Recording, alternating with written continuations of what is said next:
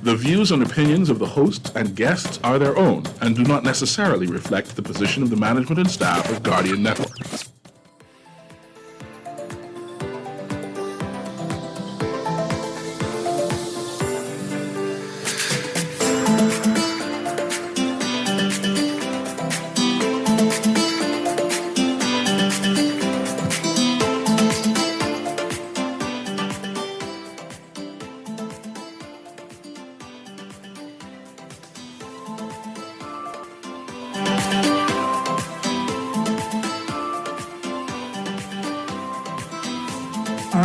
Good morning and welcome to Guardian Radio AM.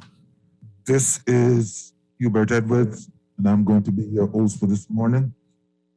And we are planning to have a very good conversation.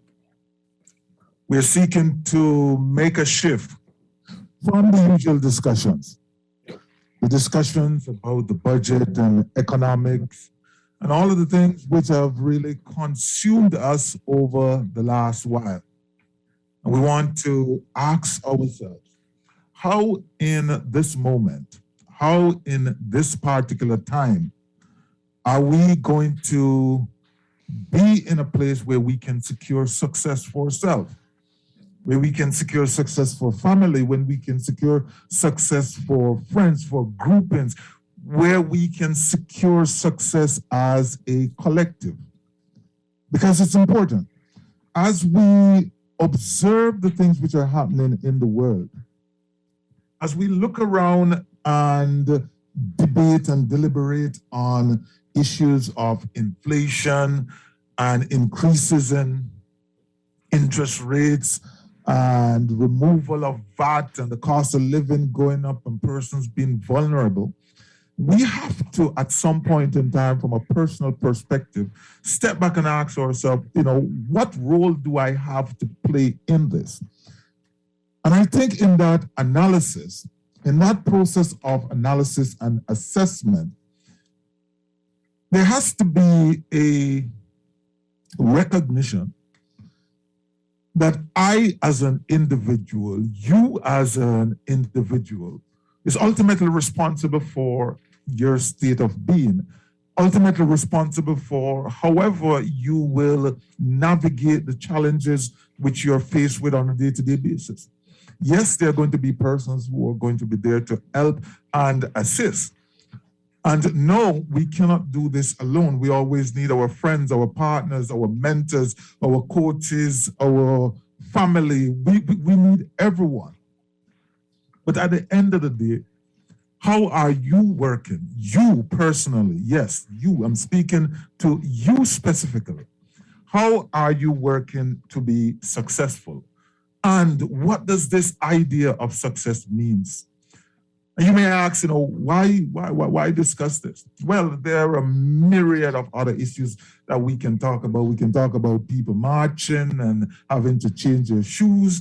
We can talk about the Jubilee and what that may means to you. It means something totally different to me. We can talk about all that's happening in the wide world.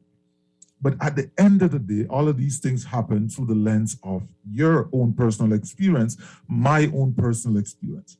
And so today we want to switch to this idea of looking at success. So every person in life wants to be successful. That's where I'm starting this from. And some person may look on and say, that's absolutely not the case. Believe me. It doesn't matter how you see that individual. It doesn't matter how nonchalant that individual is. It doesn't matter how they may verbalize that they don't care about success. Every single individual wants to be successful, wants to be successful at something, and has a definition or a picture, a vision of what success represents to them. For the very, very hungry man, it's maybe just about getting some food. For other individuals, it may be broader than that. So everyone wants to be successful. So at times, we are led as human beings, we are socialized to not really believe that.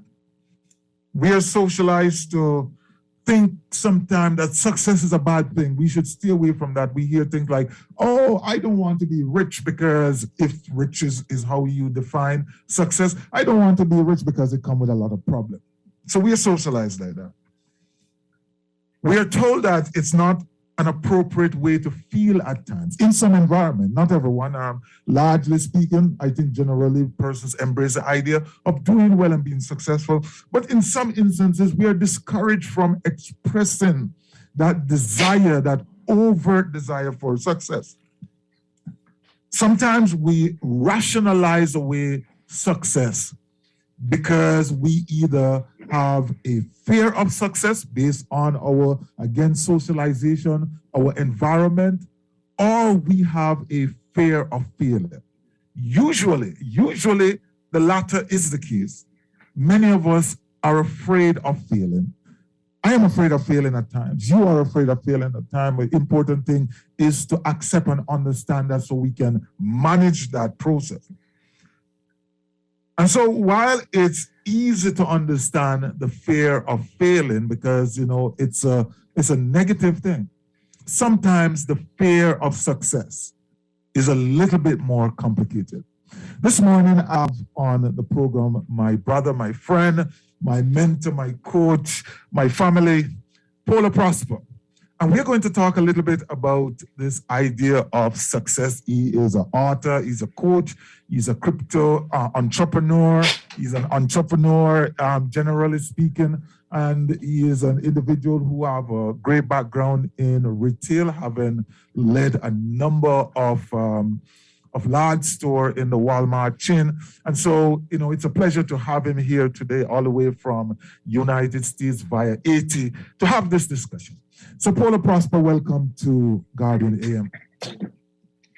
Hey, thanks for having me, my brother, my friend, my mentor, my coach, my brother from another mother. It's like, oh man, for you and I, what we have in terms of connection, in the direction of our vision, man, it's there's no words that can express it. Let me leave it as that. Yeah, so, and certainly the feeling is mutual. Let's start talk where we ought to start this conversation. How do you seek success? What is success? Someone asks you, what does success means to you? What is it that you're saying to them, Polo?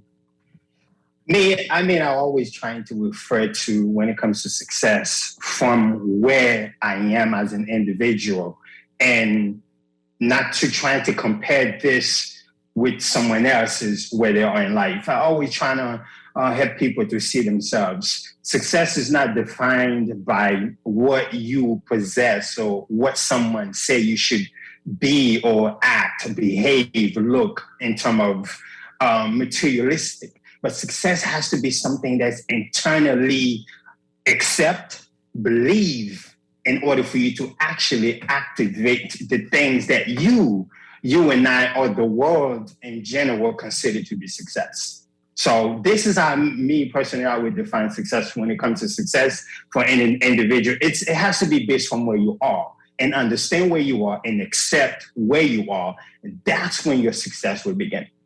Yeah, it is Winston Churchill who said that success is moving from failure to failure with enthusiasm. And I think it's something which is worthy of reflection, because the idea of being successful in a clinical and undisturbed way, in other words, all you're going to experience is the upside, not the downside, is totally not in play. There's absolutely no individual under the sun who has been successful without finding themselves in some sort of a struggle, finding themselves going through challenges, finding themselves having to overcome impediments after impediments.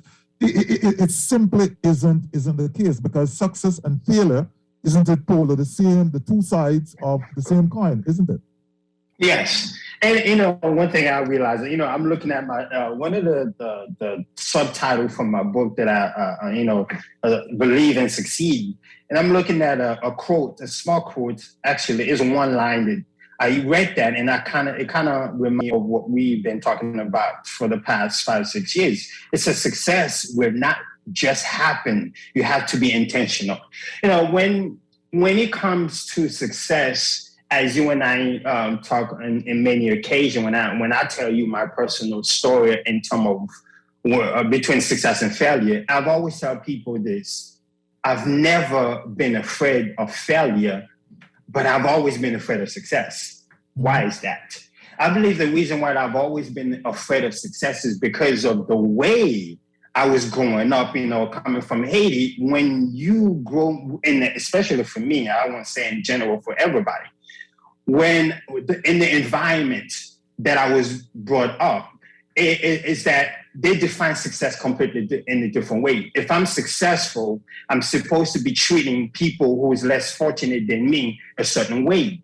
Again, don't misquote me on this. I'm speaking from my own personal experience. So that was the reason, after a lot of self-reflection, after, you know, being in a personal development industries for over 17 years, then one day I realized, oh, it's not, I'm not afraid of failure, which is for most people, that's the thing that drives them. But for me, I was always afraid of success, and I had to pinpoint that back to where I was, to the way I was brought up as a child. And I think, as I said to you before, that people have to look at success, it's not just something that you're going to be able to hold in your hand, or the tangible aspect that's going to define your success, but your success going to have to be defined by the things that you've done that help other people to advance them or to achieve something that they couldn't otherwise achieve on their own. And I think that is so important, because at the end of the day, I think a part and parcel of one of the reasons we work to be successful, however you define that, part and parcel of the reason that we have discussions like these, and you make time to write books and put out material, video, and content, is because of the fulfillment you get from serving others. And it's important that in our walk to success, however we define that, and I'm always going to say that because it means different thing for different persons. However you define that walk to success, I think an important ingredient in all of that is how well are you serving as much person as is possible. You know, the more you serve, the more you offer other individuals the opportunity for themselves to grow. I think the more you're adding value not only to yourself, but adding value to humanity, adding value to the world. We talk about this whole idea of about fear of success, and you touch on that, because in some places, some people believe that life is about suffering. You should suffer. You know, if you're poor or you lack resources and you are suffering, some people think that that's a good thing. In other instances, there are persons out there who believe in this idea of scarcity. There is not enough for all of us. There's not enough to go around. So when they find themselves in that grouping, in that place where there is lacking, you know, they just accept it. You know, this is my fate. My fate is to live in scarcity while some other persons are. Some people think that life's decision or life situation, the circumstances of their life, is predetermined. And so wherever they may find themselves at any point in time is the place that they ought to be, because there is some totally invisible force out there which made that determination that this is how they ought to be, and they absolutely do nothing to change that.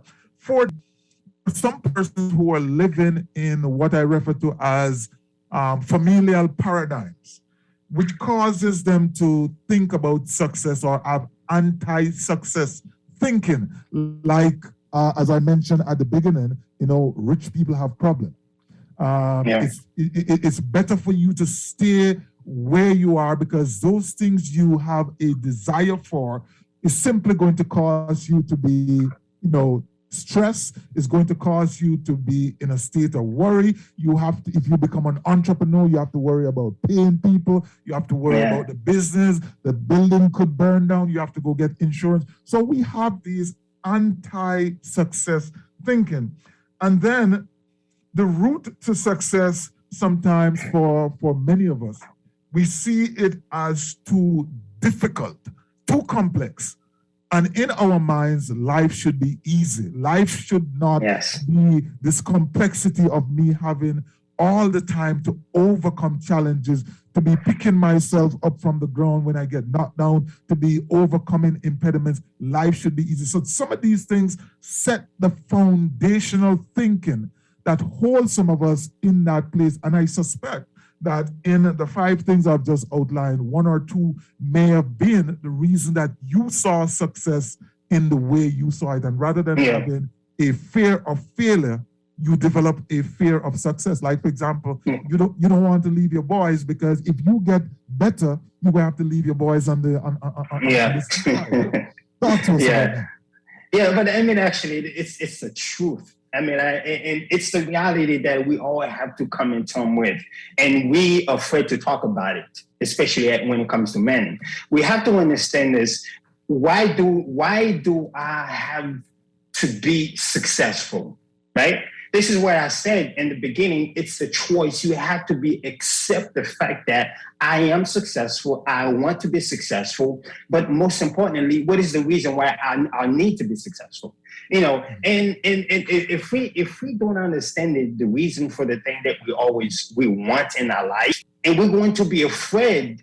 We're not afraid because of the things that we want, but we're mostly afraid of because I'm not aware or I don't know what I'm going to get or receive on the other side of the things, right? So so we tend to kind of want the very bare minimum so that we don't feel like we're responsible for anything else, or I'm not responsible for you. Because if I'm successful, right? So if I'm successful, it means that I have a responsibility to do better.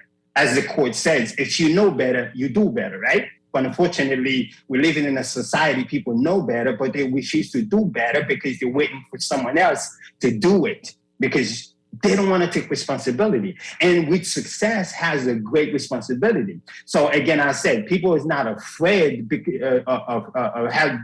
don't have the fear of success, but they have the fear of the responsibility. Because if you really think about, what am I afraid of? The question that we all should be asking yourself, or anyone that's listening, when you feel afraid of something, first of all, you need to ask yourself, why am I so fearful? Why am I afraid of this thing?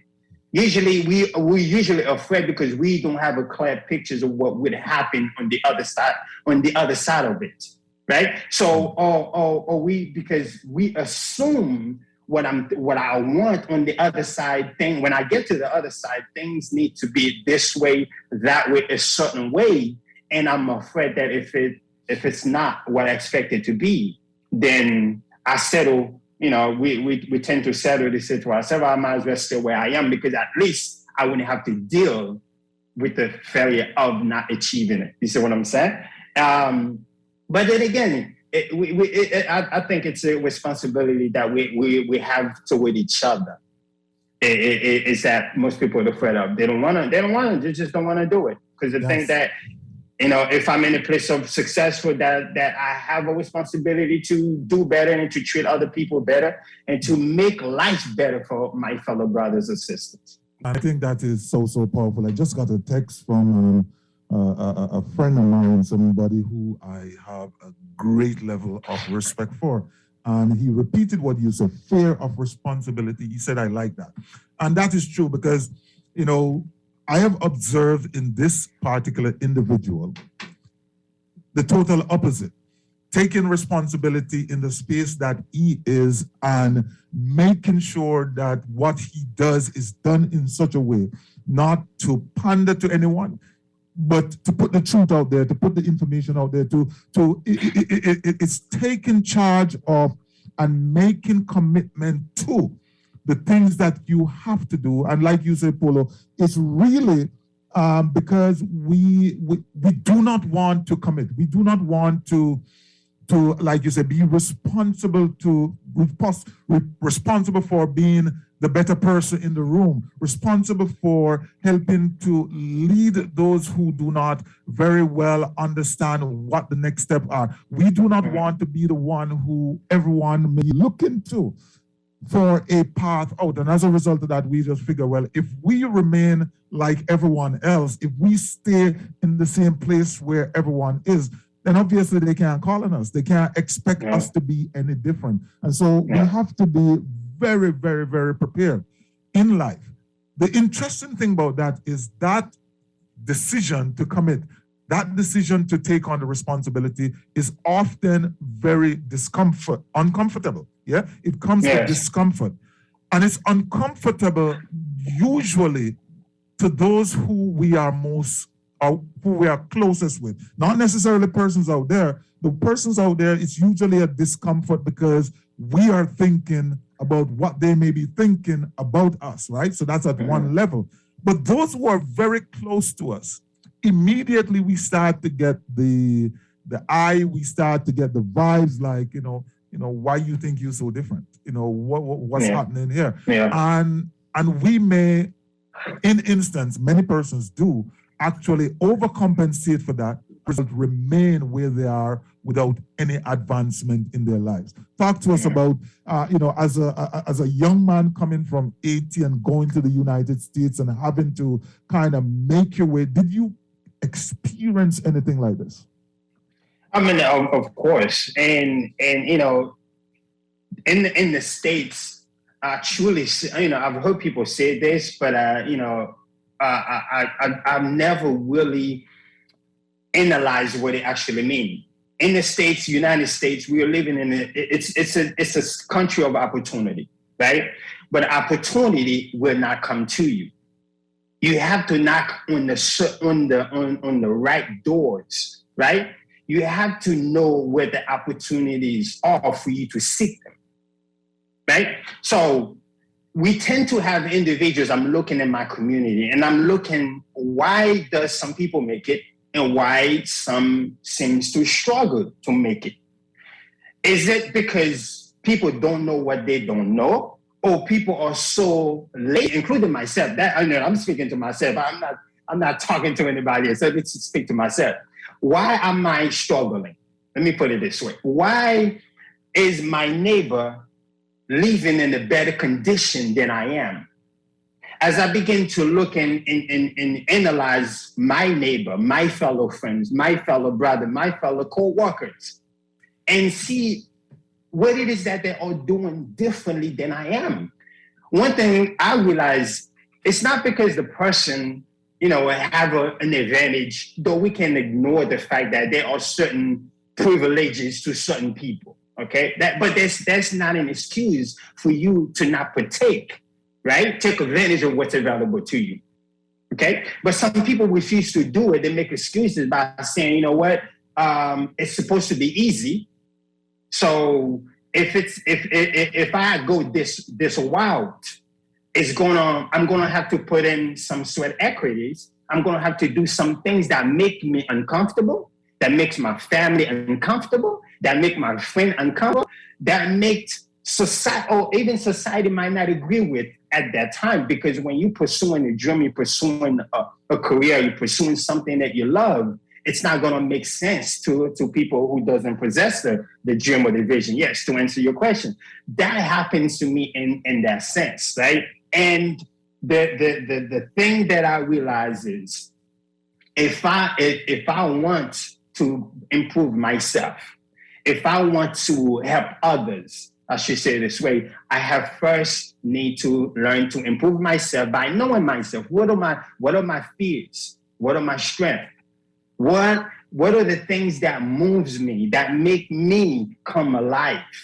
Because I believe in order for you to be successful, you have to understand those things first. And then once you take a hold of these things, now you have something you can share with people. Now you have something that you can actually impart or show someone how it's done.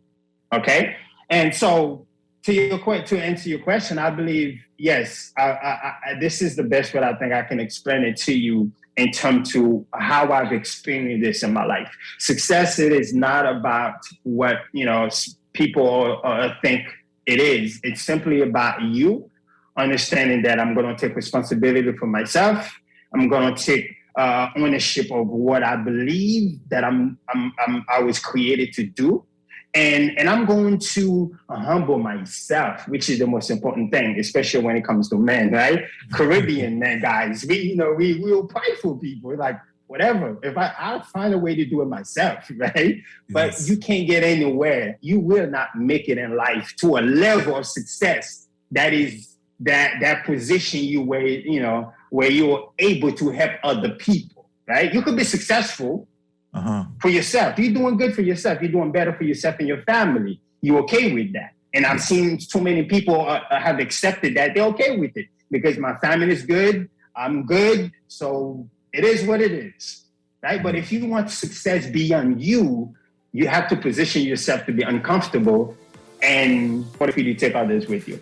I think that is so important. I remember one of the themes that we did our Success Summit on a couple of years ago.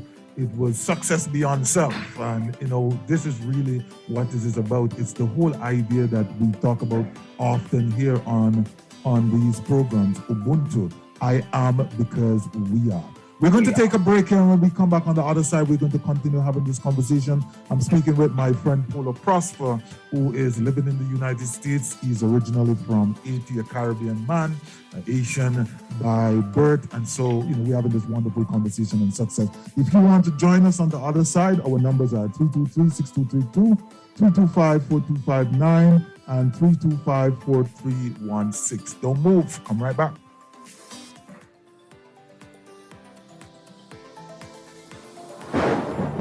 Preparing for a hurricane can make all the difference in safeguarding lives. By knowing what actions you should take to reduce the effects of hurricane disaster, get all the facts of the potential of having insurance, impact-resistant windows, home emergency power, surge protectors, essential supplies, plus so much more before the storm, after the storm, where to purchase building or cleaning supplies, waste disposal, medical care, which auto shop to go to after driving through flooded streets, and more. The Nassau Guardian's Hurricane Guide will help to make sure everyone knows what to do in the event a hurricane approaches. Take advantage of this double insertion opportunity, plus 15 radio commercials. Contact us today, 302-2300, or your account executives. Will you be prepared?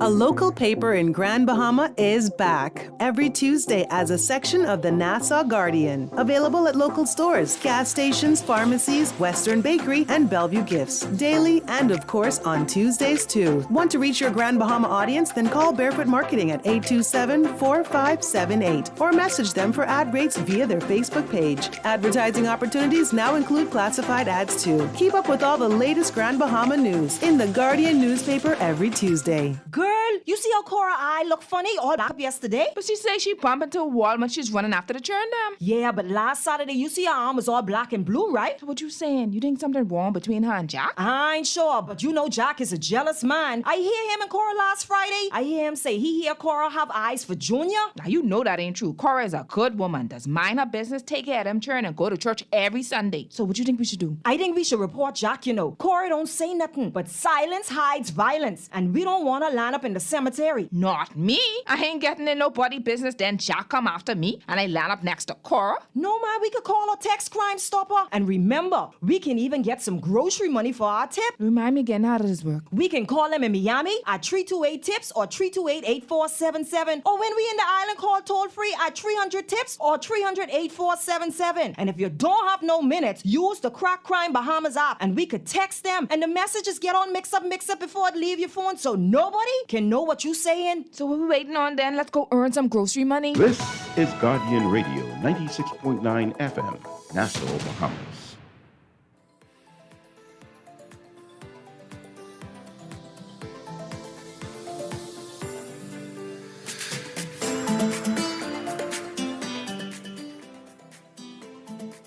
And welcome back to Guardian Radio, Guardian AM. I am your host, Hubert Edwards.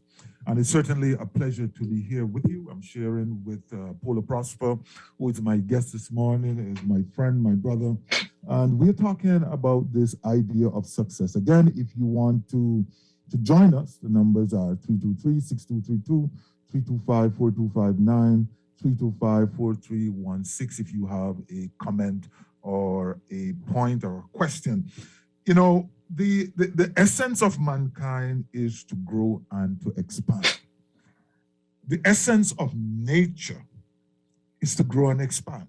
Nature is always growing. Even in the process of, you're looking at a tree and it's dying. It has dried and it's now rotting. If you pay close attention, you would see that nature has found a way to use that as input material for something else. You may find some plants growing, you may find some beetles or some slugs or whatsoever feeding on that material. And likewise, it is extremely natural, the essence of us, to want to do more, to be more, to become more. And so we should not allow ourselves to feel any way jaded by this idea that I have a desire. Oftentimes, many times, I've experienced this. The initial thought of doing something, maybe doing something greater, doing something different, becomes a battle, an internal battle of, am I deserving of that? Should I do that? How will society see me? How will my friends see me? How will other persons see me? And the part about our growth and development, it's not that we can stop those feelings. It's not that we can stop those thoughts. It's that we learn. We get to a place where we learn to better manage them. And so on the growth trajectory, initially, they are difficult. And they become less difficult. And then you get to a point where, although they're always there, they're not as dominant. I have a note here in my thing which talks about this idea of wanting more. In the Christian tradition, it says we should be fruitful, we should multiply, and we should have dominion over things. It means that you have to be successful. The Bible's telling you, you have to go out and be successful. Now, I may be quoting out of context, but that's what I got from this. Be fruitful, multiply, and then have dominion. Be in control. Be in control of yourself. Be in control of your circumstances. Be in control of your situation. That is so important. And like I said to you, if you can mimic nature, if you can look out at nature, it's always growing. It's always seeking to do more. I used this example before. I have a small cherry tree in my backyard.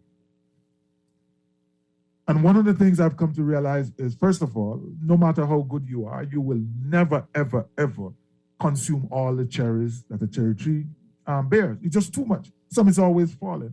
But the fact of the matter is, my small cherry tree is not looking at the big cherry tree next door or the one across the road and saying, you are bigger than me. All it simply do is stand there, suck up all the nutrient which is possible, and there may be some deficiency. My yard is challenging in terms of planting things, but it sucks up everything that it can get, and it bears to its fullest potential. So every possible cherry that it can put out, it puts out. And that's the end of that story.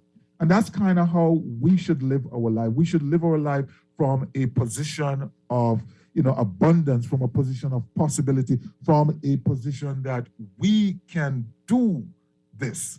We have the ability to do more, to become more.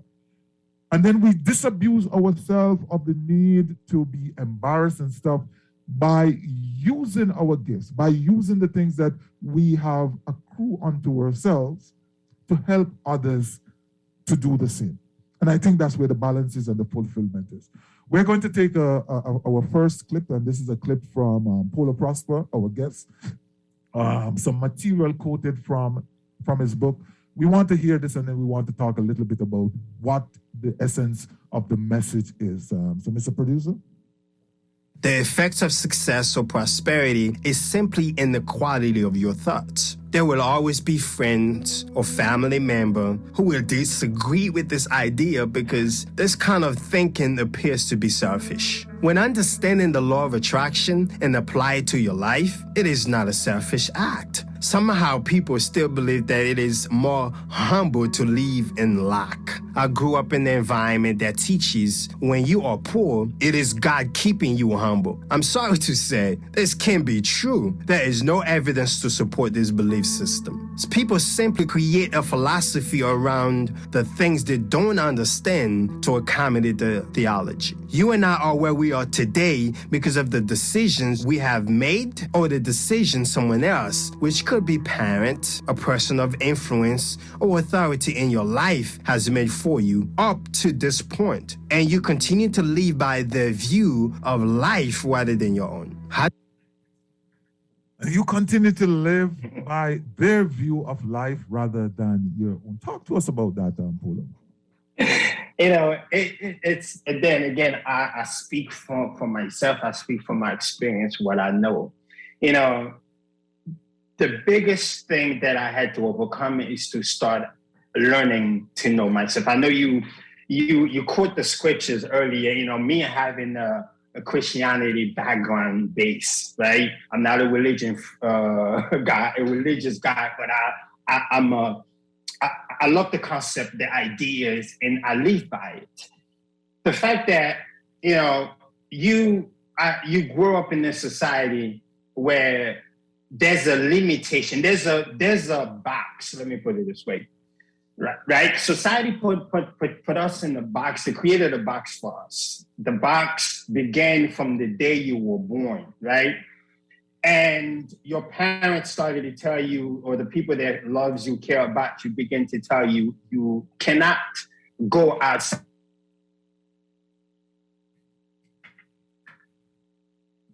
I think we have lost. This is what the culture said. You hear me? Yeah, I think we lost you for a quick second. You cannot go outside. Yeah, you hear me? Yeah, I'm hearing Yes, you. yeah, okay. So we're talking about society put you in the box, right? From the day that we were born, right? So they tell you what you cannot or cannot do, rather than allowing your God-given talent to be explored. I'm speaking from a child's standpoint, but I'm not saying the fact that a child needs to do whatever the child wants to do. That's not what I'm saying. I'm referring to from a child, how we get to where we are as an adult. We still have the mentality, child mentality barrier, because they created a box for us since childbirth and telling us we can or cannot do.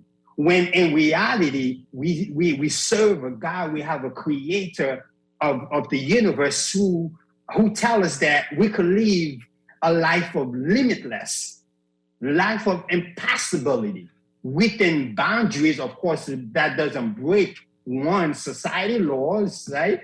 And that also doesn't break nature law, okay?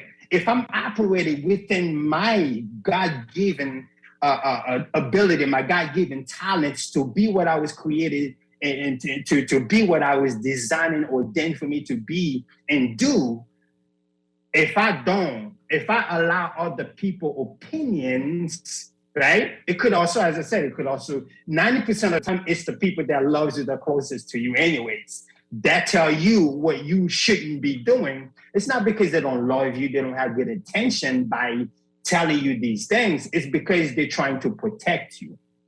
They're trying to protect you. Reason why they're trying to protect you, they themselves was being protected by their parents, by their great-great-grandparents. And it's a cycle that needs to be broken. And I realized this in my life personally. In order for me to step outside of this box, I had to become a rebel.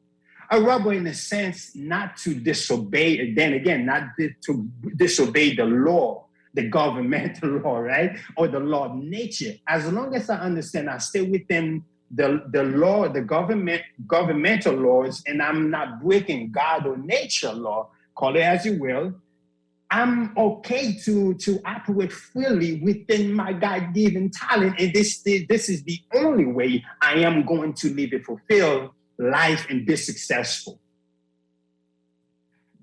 Yep. And, I think what you lay out there is really a very useful path to thinking about how you should approach success. You go back from the perspective and you ask yourself the question, who am I? Why am I here? What is my purpose? Why would I be in a circumstance? And I know, we have to understand that different circumstances, you met them, your friend down the road met a father or came by a father who's a millionaire, and you came by a father who's a pauper, right? Your circumstances are different. But we are not talking about how you enter into this world circumstance. We're talking about the journey you take from where you are, from wherever you find yourself. Even if you had, lots of success, you had a successful career and you were fired, whatsoever it is, now you have to move from this place. But the whole idea is to understand, start to tell yourself that, look, I was created by God. I was created by a power, an entity, which is limitless. And if you believe in the Christian tradition, if you believe in the Christian Bible, it says we were created in that image. And so to the extent that we accept that there's certain things that we can't do, we do not have the ability, but there are a lot of things that we can. When we look out through the lens of the world and we see other persons doing these things, we have to get to the place where we start to think, well, possibly I can do that too. I have the ability to do that too. And so we want to remind you that every single time you have these inner conversation, these inner turmoil about whether or not you are worthy enough for success, whether or not success is something which you should be pursuing. I want to remind you and bring you into the awareness that there is a conclusion which is forming in your mind at the time, because deep in your spiritual self, the desire that you feel ought to be telling you a story. There's absolutely no way you're going to feel a desire unless there is even a morsel, even as they say, a mustard seed of truth that you are deserving of these things. So, all of us, many of us want to be well educated. We want to be confident. We want to be liked. Many of us want to have wealth, and we're talking here about success, not wealth, but persons want wealth and they want to have enough so that they can be comfortable. Persons want to be significant, whether it's in economic way or it's a social way, or it's from a career perspective or just a personal perspective. Some persons want to be physically strong, physically fast, but we want significance as human beings. We want to be powerful. Now, immediately I say powerful, some persons will kind of glean some negative connotations from that, but no. Everyone wants to be powerful, because you want to be powerful from the perspective that you have resources and influence. Because at the end of the day, that's all that happens. When we have resources and influence, we can do or we can get anything done, pretty much. But we want to do so, and we want to have influence so that we can positively impact the circumstances and outcomes of our lives. That's what we seek in the power, the authority, and the influence for, not to do bad things. We also want to live to our potential. We want to always be growing and developing. We definitely want to do that. Some people say, I can't bother, but deep down in their heart, they know that they want it. We want to be engaged in a pursuit. We always want to be engaged in a pursuit, and that pursuit ought to be every single time to become our better selves. As we use in one of my organizations, the mantra is the pursuit of greatness. Some person may look at it and say, oh, greatness, you want to be great. No, greatness means significance. We are always supposed to be in the pursuit of significance, which means that we need to be studying, we need to be reading, we need to be growing, we need to be helping others, we need to be committed. We need to not be afraid of taking responsibilities for doing the things which are necessary to change our life circumstances. So Paula, before we get the next half of the clip and we kind of running out of time, you know, it is Earl Nightingale who said his definition of success, because success, I think, sometimes challenge persons. But he says success is the progressive realization of a worthy ideal. The progressive realization of a worthy ideal. Talk to us about how that hits you. You know, that changes my life. He has a 21-day challenge on YouTube for about 5-6 years ago.